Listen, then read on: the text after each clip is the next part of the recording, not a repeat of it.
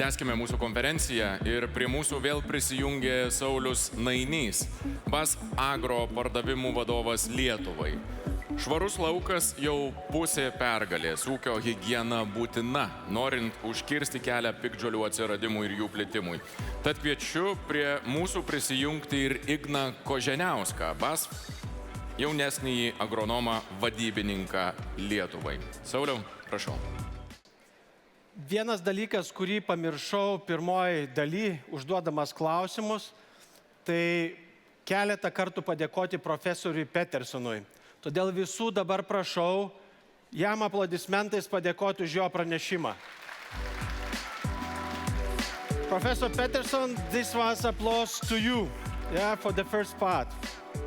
Na, o dabar pereikim prie tų tokių praktinių dalykų, kurie be galo svarbus ir yra susiję su technika ir technikos švara. Tai pirmas klausimas yra Ignui.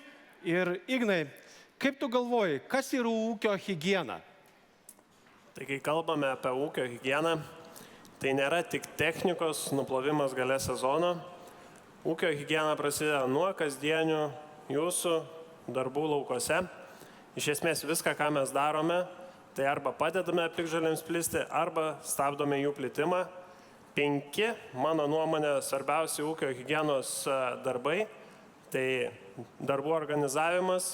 Visuomet pradedame dirbti nuo švarių laukų, o tik tada važiuojame į piktžolėtus. Šiaudus iš piktžolėtų laukų rekomenduojame laikyti tuose pačiuose laukuose, jų netransportuoti pro švarius pasėlius ar juos tenais sandėliuoti. Taip pat svarbu yra tinkama sėkla. Sėklą naudojame sertifikuotą arba geros kokybės, švarę ūkinę sėklą. Taip pat reikėtų nepamiršti ir lauko pakraščių, nes iš lauko pakraščių piktžolių sėklos sezono metu grįžta atgal į jūsų pasėlius. Na ir aišku, technikos švara. Nes technikos švara, todėl technika judėdama iš lauko į lauką gali tapti tiesiog piktžolių sėklų taksi. Ignai, kaip technika gali tapti piktžolių sėklų židiniu arba, kaip tu paminėjai, piktžolių sėklų taksi? Tai technika labai dažnai yra nematoma piktžolių plitimo priežastis. Ūkininkai iš užsienio parsiveža technikos, kombainų, sėjamųjų ar kitų žemės dirbimo padargų, dažnai nežinodami, kokiuose pasėliuose jinai prieš tai dirbo, gali grįžti ir su augalinėmis liekanomis, dirvožemio likučiais, na ir žinoma kartu su piktžolių sėklomis. Kaip pavyzdys, prieš keletą sezonų mes patys į savo šeimos ūkį parsivežėme sėjamą iš Anglijos.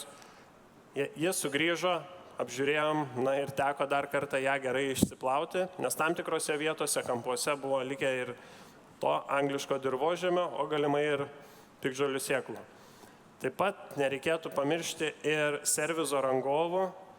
Reikėtų pasiteirauti prieš technikai atvykstant į ūkį, kokiuose laukose jinai dirbo. Na ir reikalui esant paprašyti, kad tą techniką dar kartą gerai išvalytų prieš pradedant darbus jūsų laukose, nes būtent taip iš lauko į lauką gali piktžolių sėklos keliauti, na ir galiausiai gali keliauti ir iš rajono į rajoną. O Ignai, kokius duotum ūkinius patarimus valant kombainą?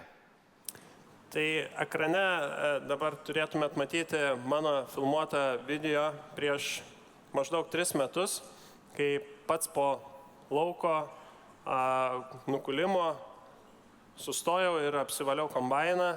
Iš esmės reikėtų kombainą valyti po kiekvieno lauko. Tai visuomet aš pradedu valytis nuo pjaunamosios, ją atsikabinus, atsidarau dangčius, kiek eina konstrukciškai prieiti, išsipūsti.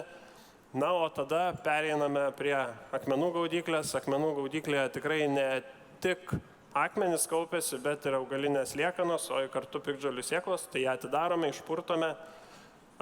Paėjus tolėliau, perkulimo elevatoriaus sklendes taip pat reikėtų atsidaryti ir jas gerai išsivalyti. Na ir toliau seka smulkintuvas, apsipučiame smulkintuvą, pelų skleistuvą ir tas vietas, kur tikrai gausiai renkasi augalinės liekanos. Taip užtikrinsime minimalų piktžolių plitimą jūsų kitose laukuose. Ačiū labai, Ignai, tau už tavo atsakymus. Na, o man, kaip žemdirbiui ir apskritai kaip žmogui, kuris domisi, kilo klausimas. O kiek sėklų mes galime surinkti iš nevalyto kombaino? Ir į šį klausimą turi atsakymą kolega Jorgenas iš Danijos, tai šis klausimas bus Jorgenui. Tai Jorgenui bus skirtas klausimas ir žinoma, jis bus įgarsintas anglų kalba. Jorgen, based on your experience, what quantities of weed seeds can be removed through proper combine harvester cleaning? Please refer to the video from Denmark shown on screen. Yeah, thank you. Actually, I hope it come on the screen in a second. Yeah. So actually, this is a video taken in an area of Denmark which actually have problems with ryegrass, really big problems. So they have, in this video you can see just a stepwise how much you actually collect of seeds.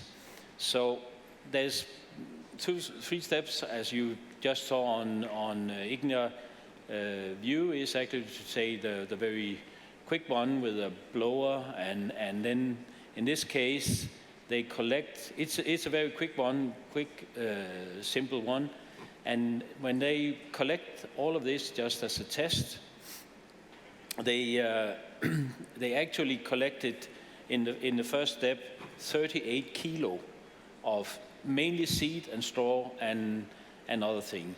This number 2, basically what you could say is you are doing, you should do every morning before you start the next harvest day, which is a little bit more thorough, getting into other parts of it, just the simple plates to take them away. And just blow it, but they probably need a little bit more higher compressor and so on in this case. So this is what they do, and then actually they collect. In this case, when they weigh this part, then actually they in this example collected 18 kilos more. And then the last one is the real one. It's basically, you can say it if it's before you go into winter, you clean it up and you remove all the different plates and so on. But it could also be you're moving from different fields. You could say seed multiplication and all these things. So in this case, the last part, you actually collected 26 kilos more. It's mainly dust and another thing. But actually, by rinsing, you get up to 82 kilos. And then, of course, you don't forget to clean this one. You see, he take the plates out. And the last picture is basically an example that in that field, it was open just before they started up. And there you have the spreading of the, in this case, it was ryegrass. So be aware that, as also mentioned earlier today, is actually that combine is actually one of the worst, perhaps the worst spreader of seeds you don't need or don't want to spread from field to field. So make the cleaning as good as you can. Just Thank you. an example for this case, it could be different from combine to combine, but very illustrative, I would say.